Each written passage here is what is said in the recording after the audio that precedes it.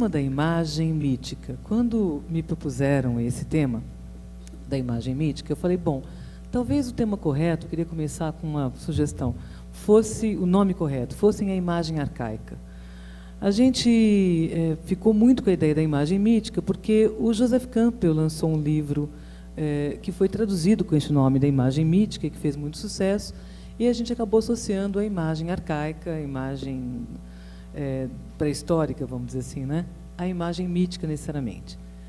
Então, eu queria começar falando um pouquinho do que falar sobre imagem mítica exige um enorme esforço nosso de ficção, um enorme esforço de imaginação. Na medida em que a gente tem que se colocar, ou tentar se colocar um pouco no lugar do que era esse homem arcaico, do que era a vida desse homem arcaico, do qual a gente não tem registros tão claros, né? A gente tem o que a arqueologia pôde verificar, pôde levantar para nós, e o que o trabalho dos antropólogos, dos historiadores da religião e dos mitólogos em geral conseguiram remontar, buscando um sentido, uma coerência em um universo de sentidos possíveis, juntando as pedrinhas de um quebra-cabeça arqueológico, dos registros do que pudemos ter. Então, a gente não tem, infelizmente, como acessar um registro do DNA da história, né? E ver exatamente o que era a imagem arcaica para o homem arcaico. Mas os antropólogos e os arqueólogos e os historiadores da religião fizeram um trabalho muito bacana para nós, trazendo todos esses dados, uma série de dados, e trazendo para esses dados uma visão possível que nos ajude a imaginar o que é isso, né? E eu começo pegando um pouquinho um antropólogo, que é o Edgar Morin, que é muito conhecido pelo trabalho dele em educação, pelos educadores que representam e trazem muito o discurso dele para a educação, mas que não é tão conhecido assim, vamos dizer, popularmente, né? Nos textos que eu acho mais interessantes dele, que é um livro chamado O Paradigma Perdido, o Enigma do Homem e o Homem e a Morte, em que ele vai centralmente tratar do tema da imagem e da imagem arcaica. E é muito bacana porque ele vai falar, bom, a gente vai, pelos registros arqueológicos, chegar à conclusão que o homem se depara, em algum momento do desenvolvimento da espécie humana, lá no Paleolítico, né, se depara com uma mudança cognitiva, podemos dizer assim, com uma mudança de pensamento. Algo acontece que torna esse homem diferente dos outros hominídeos, dos outros primatas, e que tem toda uma história biológica por trás disso também, mas que não vem ao caso aqui, mas que a gente encontra, ele vai dizer, as sepulturas são registros seguros de que há outras teorias também, mas elas não diferem muito na essência do que eu vou falar, né? As sepulturas são registros seguros de que o homem passa a desenvolver um pensamento ou um gesto para além do funcional, para além do Faber. Ele vai dizer que as sepulturas encontradas já no Paleolítico, em que os homens eram enterrados em posição fetal e que se encontrou, pelos registros de testes químicos hoje possíveis, a presença de pólen junto com esses corpos. Pólen que indicavam o quê? Que eles eram enterrados com flores também, não só. E aí o Morin começa toda uma discussão belíssima, um pensamento belíssimo, dizendo, bom, nós temos nesse gesto, que é um dos mais arcaicos, datados pelos testes químicos que a gente consegue ter, de um registro em que o homem tem um gesto que não é apenas o seu gesto, é algo que aponta para uma outra coisa. É algo que aponta para um sentido que não está ali explícito. É algo que aponta para o fato também de que este homem arcaico é capaz de ter já uma coisa que ele vai chamar o Morin como a consciência. Ele vai dizer que aqui temos a irrupção da consciência, e que a irrupção da consciência, o surgimento da consciência, se dá pela consciência da morte. E a morte vai trazer, o Morin vai falar uma coisa que eu gosto muito, que ele fala que a consciência da morte vai afetar o homem, vai atingir esse homem com uma força meteórica, né?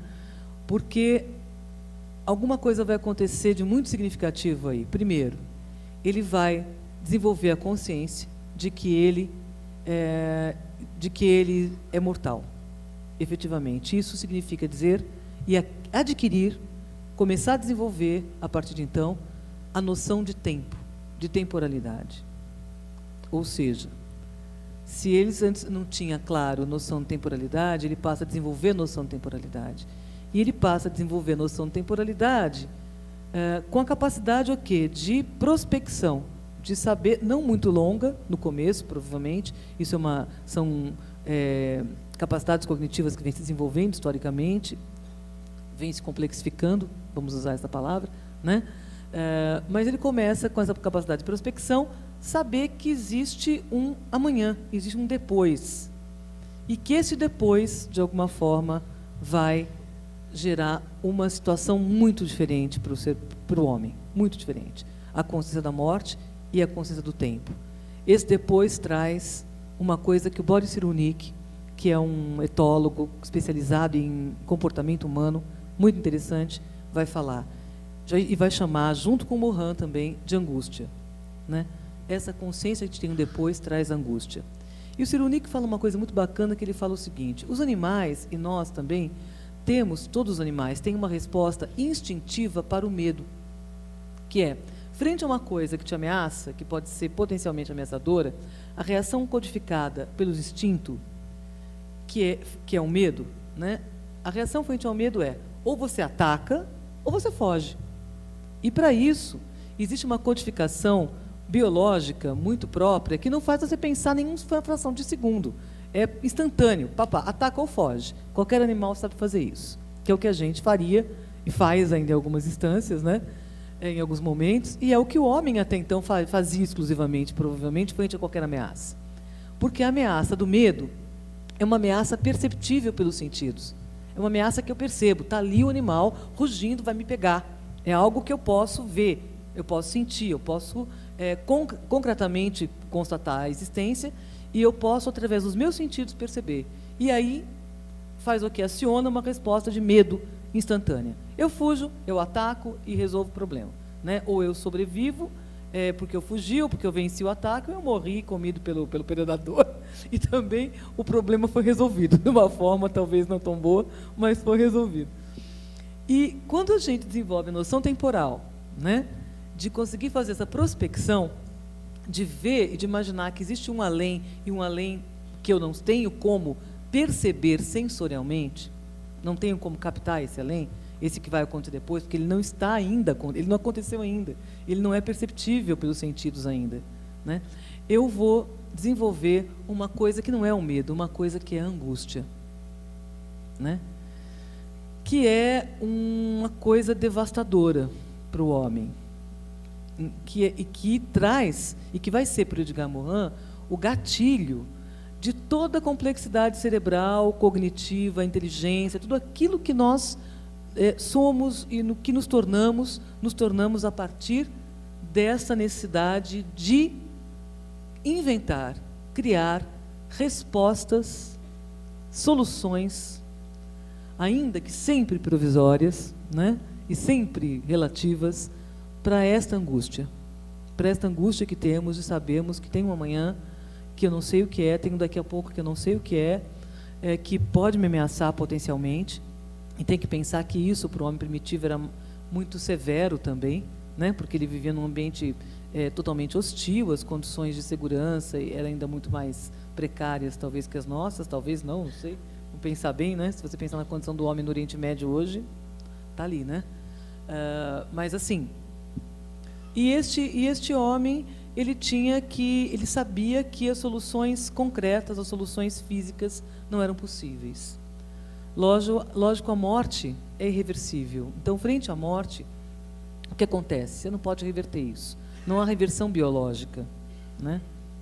Aí é que o homem inaugura o que a gente considera o grande diferencial, a melhor coisa do homem, e também, talvez, a que mais o complique, a que mais o traz problemas, que é a imaginação, a capacidade imaginativa, a capacidade simbólica.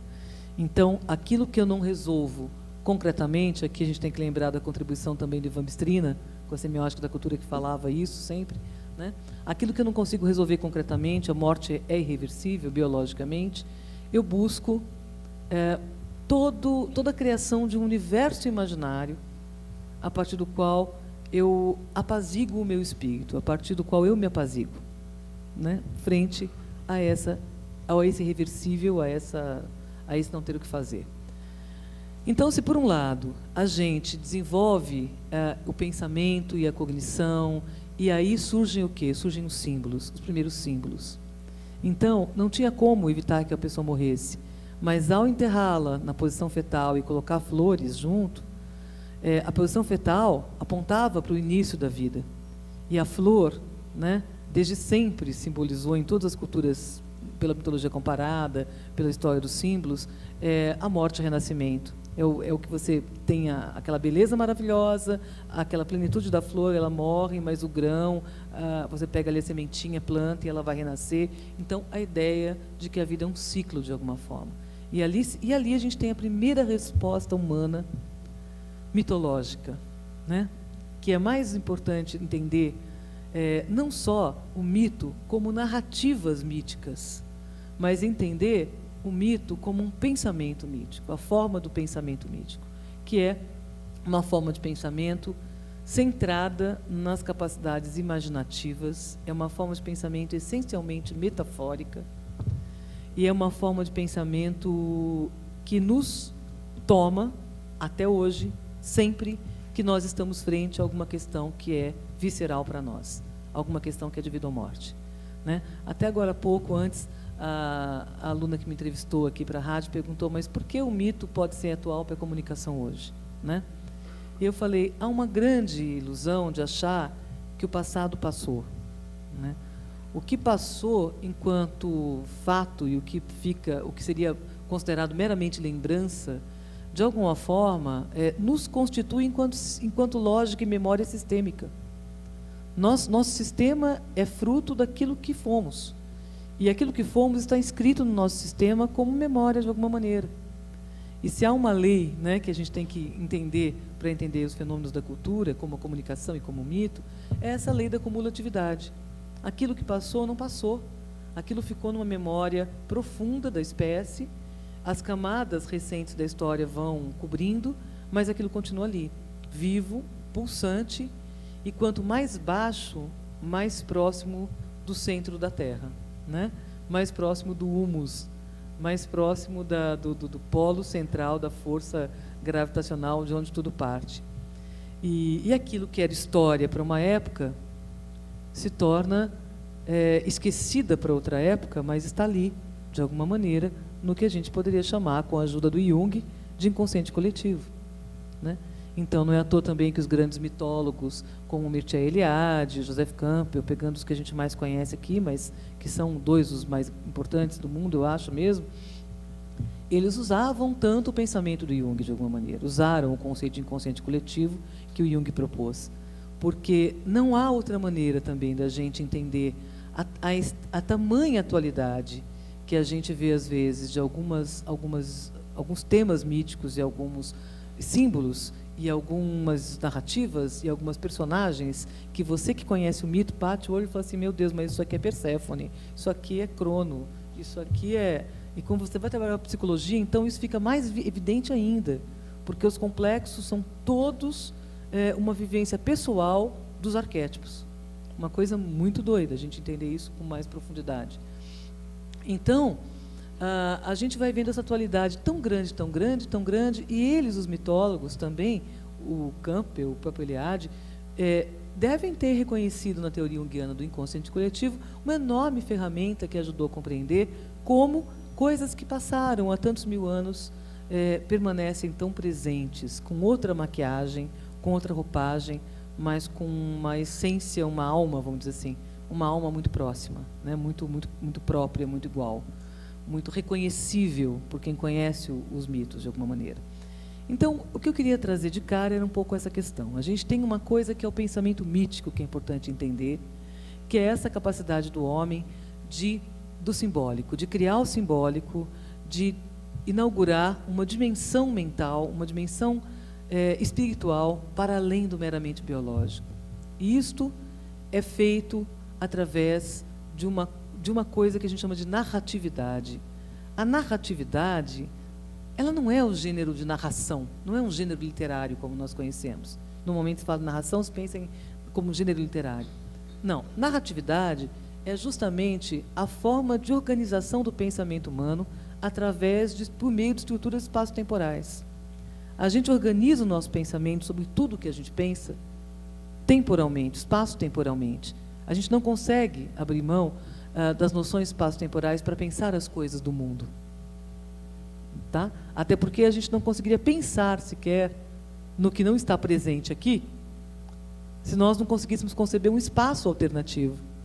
Nós não conseguiríamos pensar a ideia do antes, o durante e o depois, qualquer continuidade, se não tivéssemos a noção de temporalidade desenvolvida. Então, o pensamento em si é um pensamento espaço-temporal. E o primeiro grande exercício de pensamento espaço-temporal, da narratividade do cognitiva humana, foi feita com o mito. Foi feita pelos primeiros narradores, vamos dizer, que é o homem arcaico. Este homem arcaico organiza as suas percepções e as suas fantasias, suas imaginações do mundo através de grandes narrativas, por meio de grandes narrativas. E essas narrativas são o que a gente conhece por mito, né? Cada cultura tem as suas narrativas. E quem trabalha com mitologia comparada entende claramente por que, de repente, os povos que são, como, por exemplo, os gregos, né? A Grécia é uma ilha, cheia de ilhas o tempo todo, cercada de mar por todos os lados. Se você for ver, a centralidade da figura de Poseidon, por exemplo, né, que é o deus dos mares, na mitologia grega, é enorme. Ela é mais central do que Apolo, que é um deus solar, que é importante também, mas que não é tão importante quanto Poseidon. Se você for olhar e pensar quem era Zeus, o deus dos deuses na mitologia greco-romana, que morava onde? No Olimpo, que era o monte mais alto. Agora, por que o monte mais alto? Porque é uma ilha, é cheio de montanhas ali. É uma ilha montanhosa, cheia de picos. Obviamente que toda a natureza inspirava esse homem a criar sua mitologia a partir também de motivações de experiências concretas. Nós não estamos dizendo que a experiência concreta, o que a gente poderia chamar da biosfera, né, não interviu no que a gente pode, ou não motivou o que a gente pode chamar de noosfera, esse mundo do imaginário mitológico. Mas não dá para reduzir a mitologia meramente a um relato do que é percebido. Porque justamente a mitologia e todas as histórias, as narrativas imaginativas, das quais o mito é o grande representante histórico, elas representam exatamente essa capacidade do homem de imaginar e desenvolver o seu pensamento imaginário para além das suas condições espaço-temporais. Por isso, ele tem um pé na imanência e as mãos se levantam para a transcendência. E por isso o pensamento mítico é essencialmente o pensamento religioso. E também porque o pensamento mítico é o pensamento que reconhece uma profunda relação entre as coisas vivas. Tudo está relacionado de alguma coisa. As coisas estão muito ligadas umas às outras. Porque o homem primitivo possuía um estado mental, né, que os antropólogos, os psicólogos chamariam de um estado mental de participação mística, que reconhecia uma profunda identidade entre todas as coisas que estavam vivas. Logo, também reconheciam uma profunda identidade entre a imagem e aquilo que ela representava. A imagem não era absolutamente representação. A imagem era o duplo. Ela era um desdobramento do mesmo. Frente a uma imagem, a atitude não era de olhar e decodificar. A imagem era uma aparição, efetivamente. Não era uma aparência, era uma aparição. A imagem, eu até peguei alguns termos aqui que eu acho que ajuda a gente a pensar. Ela não era uma mera representação, simplesmente. Ela era alguma coisa que trazia vitalmente a presença daquilo que estava ali na imagem colocado. Ela era um desdobramento. Por isso a gente até hoje consegue entender um pouquinho isso, quando a gente pensa naquela coisa bem popular, que até virou brincadeira, né? Do voodoo, né? Que a gente pega o bonequinho, afetando o bonequinho, a gente afeta a pessoa que está ali representada.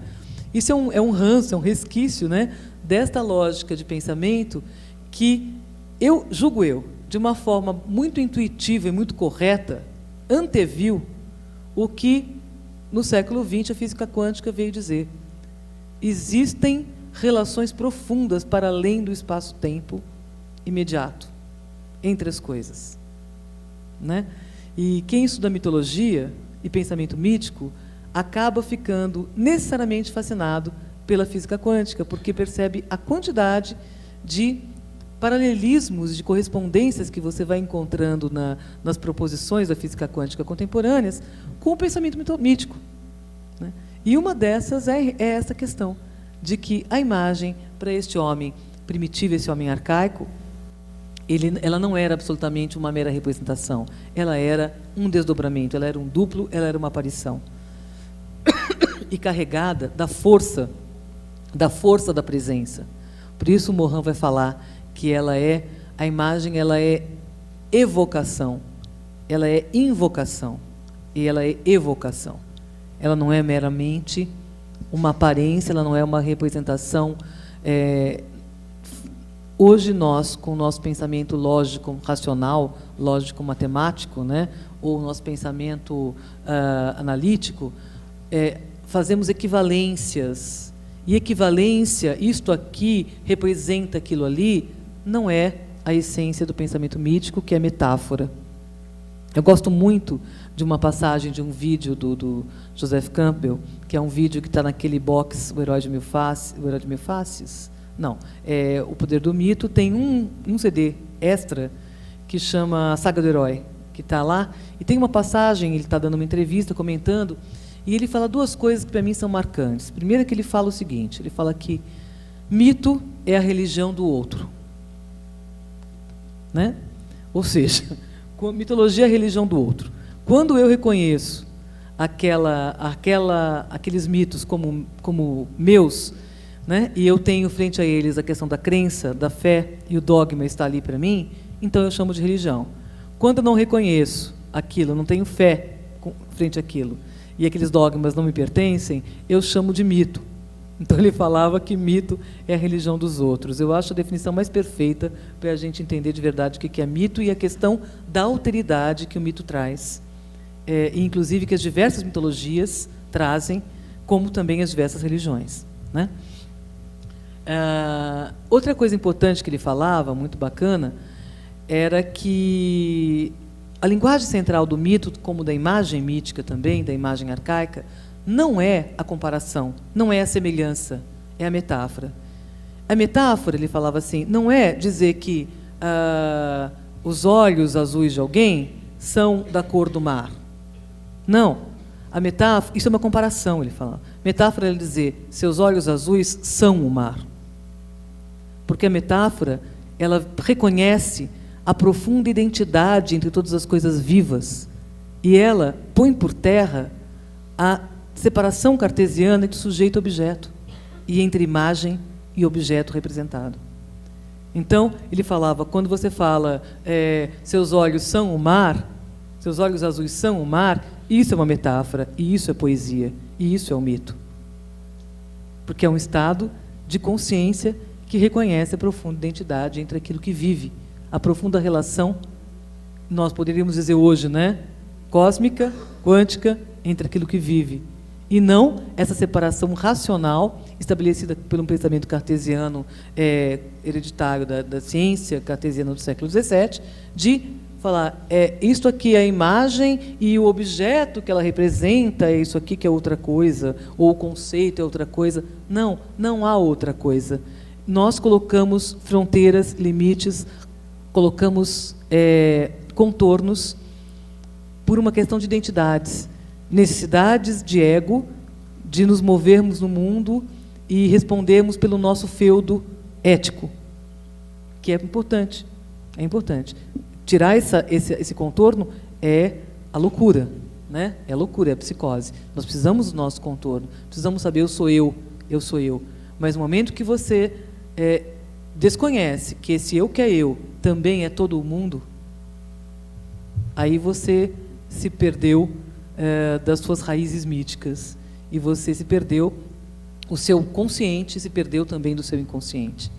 Então, o que foi bacana no século XX é a gente ter a psicologia que veio nos ajudar, como esse sentimento de união cósmica que o mito traz e propõe, e que também aparece na imagem, no momento que a imagem ela não é uma mera representação, mas ela é uma aparição, uma evocação, né? Como é bonito a psicologia poder ajudar a gente a entender que, se nós não conseguirmos, na área de comunicação, nas ciências sociais aplicadas, em geral, considerar o que significa o fenômeno do inconsciente para nós, e continuarmos querendo achar que todo pensamento, a imagem, o trabalho com a imagem pode ser dado a partir apenas da ótica da consciência, do ego, a gente não vai sair do lugar, né? O que eu até brinco nas minhas aulas e falo, uma coisa que o Muniz Sodré falou há uns 7 anos, 8 anos, sei lá quantos anos, na PUC, uma palestra que ele deu, que é aquela coisa de que o mundo está pensando, a ciência está pensando nas redes quânticas, a física quântica, a psicologia reconhece há 120 anos o inconsciente, e a gente, quando fala de comunicação como sinônimo de discurso lógico, racional, centrado unicamente, exclusivamente na consciência e no ego, e no complexo que a gente tem de superioridade, de achar que controla tudo o que fazemos, né? Então, e que conhecemos tudo, nos conhecemos muito bem. Então, é muito complicado a gente trabalhar com a comunicação a partir dessa perspectiva da consciência do discurso lógico raso, porque você não compreende 90% dos fenômenos que acontecem na comunicação e no mundo. Né? Você compreende, mas se todo mundo se comunica tão bem, há tanta tecnologia, há tradutores, né, automáticos, eletrônicos, de todos os lados, por que as pessoas não se entendem? Né? Tem alguma coisa mal explicada a partir desse ponto de vista racional, meramente consciente. E o que falta aí? O que falta é esse oceano imenso da dimensão inconsciente do processo comunicativo e do processo visual e audiovisual e cognitivo da imagem, né? Que é esse enorme oceano, esse iceberg que está abaixo da pontinha que aparece, que é a dimensão inconsciente. É nessa dimensão inconsciente que mora o pensamento mítico, que reside o pensamento mítico, e que residem as imagens míticas. E quando aparece uma pontinha dessa imagem mítica, quem consegue, né, intuir ou se abrir para aquela aparição, consegue se contactar com todo o continente de sentido e significado e poder de energia psíquica que está abaixo, escondido ali naquela imagem mítica. Então, existe um potencial de energia psíquica na imagem que não depende da imagem necessariamente. Depende o quê? De quem está frente à imagem, do estado de consciência que você tem frente a essa imagem. Então, a mesma imagem da Virgem Maria, frente à qual alguém pode se postar, se abrir, olhar e se sentir, e ter um enorme insight, uma enorme epifania, e sentir atravessado por uma coisa grandiosa que o fortalece para viver os próximos, sei lá, um ano da vida dele, né? Essa imagem pode ser exatamente a mesma imagem que eu pego aqui e faço virar estampa de uma roupa qualquer e boto para desfilar no Fashion Week. E que vai ser estamparia. E que é a mesma imagem que, de alguma maneira, vem o neopentecostal e chuta e fala que é só um pedaço de madeira, né, e causa aquela polêmica toda, aquela celeuma toda. Então, não é a imagem apenas que vai definir se ela é uma imagem mítica ou não, né? O que a qualifica é a relação que a consciência estabelece com essa imagem. Por isso a consciência é a grande questão. O grau de consciência e como estamos, qual é a nossa consciência. E quando eu falo consciência, eu incluo aí o inconsciente. Eu incluo aí, vamos dizer, melhor seria, a grande questão é a atitude psíquica que eu tenho frente a essa imagem. é a atitude cognitiva, é a minha postura psíquica frente a essa imagem. A imagem mítica, ela é dessa esfera, ela é da ordem desse escondido que está por aí. Mas o escondido não está ausente. Entende qual a diferença entre o escondido e o ausente? O escondido está muito presente. Mais presente, às vezes, do que o que está aparente. O que está fora de cena, né, não está ausente. Às vezes está exatamente modelando, moldando, gerando enormes ondas de reações afetivas, emocionais, até incompreensíveis, e que a gente olha o que está aparecendo, o que está aparente, não entende muito por que está acontecendo aquilo. E aí você sabe que tem ali um não aparente mobilizando tudo, né? Para o bem e para o mal, interprete-se como quiser, dependendo da situação. Não é à toa, então, que o próprio Edgar Morin, quando vai falar da cultura de massas, um livro dele, Cultura de Massas, vai falar que a cultura de massas, que se constitui como uma cultura mundial, que vai gerar os cursos posteriores da globalização e da discussão toda da comunicação e globalização que vai seguir a isso, a cultura de massas, ela vai centralmente se caracterizar como uma cultura imaginária, como uma cultura em que o real e o imaginário se misturam, se fundem. Só que a gente não percebe. Essa é a questão. E não perceber significa não ter consciência disso. E quando a gente não tem consciência de uma coisa, a gente não tem também livre-arbítrio frente a ela. Mas a gente continua tendo responsabilidade. Né? O Jung falava isso, isso foi uma coisa importante que o Jung trouxe quando ele fez análise do nazismo como uma irrupção de um deus nórdico primitivo chamado Wotan. E ele falou: o nazismo foi uma psicose coletiva, uma possessão das massas. Os homens estavam possuídos por um deus Wotan, sanguinário primitivo. E aí acusaram ele de estar tirando a responsabilidade, a culpa dos nazistas. Coitadinhos, estavam possuídos. Ele falou assim: não, peraí, calma, vamos corrigir aí o raciocínio. Né, isso custou uma dor tremenda para ele, porque ele foi acusado de ser simpatizante do nazismo, foi um problema. E ele falava assim, não, peraí, vocês não entenderam. Ele falou assim: não estar consciente também é da sua responsabilidade. Então, se você é possuído, ou está nessa possessão, nessa psicose coletiva, possuído por um deus primitivo, e que te faz linchar o inimigo no estádio de futebol, te faz xingar todo mundo na internet anonimamente, né? Te faz caminhar e berrar junto com a massa que sai às ruas a favor de que matem todo mundo, ou que acabem com esse ou aquela pessoa de sei lá qual partido. Se você está possuído ou não, envolvido ou não numa possessão coletiva, isso também é da sua responsabilidade.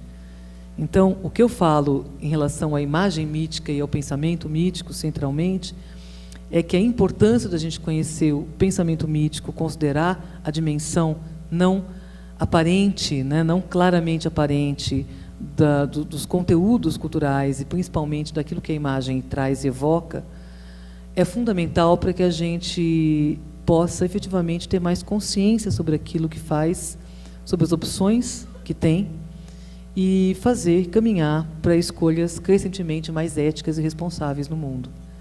Então, a imagem, a dimensão mítica da imagem. Eu brincava com o Noval, falava assim: o nome imagem mítica está errado. Né? É o nome errado, por si mesmo já é o nome errado. O nome correto deveria ser a dimensão mítica da imagem. A dimensão arcaica da imagem, de toda e qualquer imagem, potencialmente.